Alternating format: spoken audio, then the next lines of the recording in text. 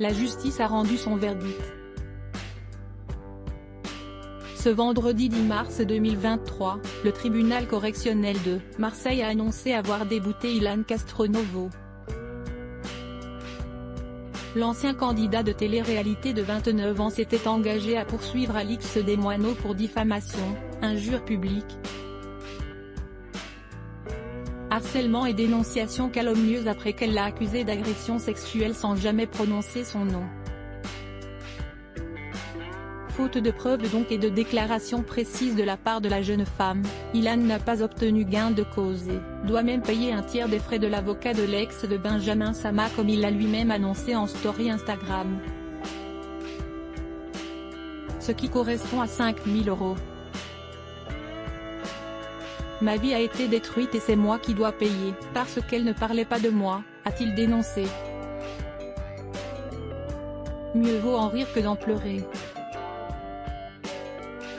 Fin de l'histoire, on tourne la page, a-t-il ajouté, précisant qu'il réfléchissait tout de même à faire appel de cette décision.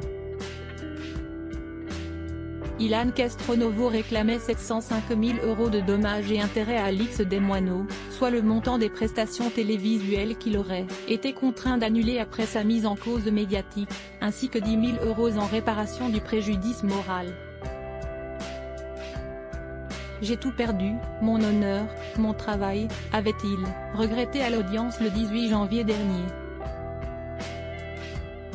De son côté, l'influenceuse lui demandait 2 000 € de dommages et intérêts pour abus de constitution de partie civile. Mais là aussi, le tribunal a choisi de la débouter. C'est en 2021 que l'affaire a éclaté. À l'époque, Alix Desmoineaux avait affirmé lors d'une interview pour Melty avoir visionné une vidéo dans laquelle un candidat de télé-réalité aurait sexuellement agressé une jeune femme mineure. Elle s'était ensuite rendue sur le plateau de Touche pas à mon poste pour réitérer ses propos, sans jamais citer Ilan Castronovo. Cela avait néanmoins suffi pour que les internautes se persuadent qu'il s'agissait de lui. Elle m'a tellement décrit dans son interview qu'il n'y avait pas besoin de donner mon nom, avait-il expliqué au tribunal.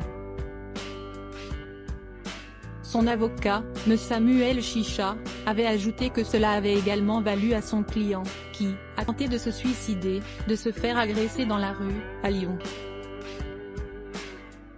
Mehari Halimi, qui représente quant à lui Alix Desmoineaux, a rappelé qu'elle n'a à aucun moment visé expressément Ilan Castronovo dans ses interviews.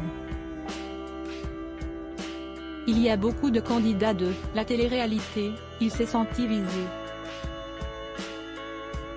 Pourquoi? Seul lui le sait, même si j'ai une petite idée, avait-il précisé. Une plainte contre X avait par ailleurs été déposée en décembre 2022 à Blois, pour viol sous GHB de 2 jeunes femmes où apparaîtrait le nom d'Ilan. Mais son avocat a assuré qu'il n'a jamais été entendu dans ce dossier.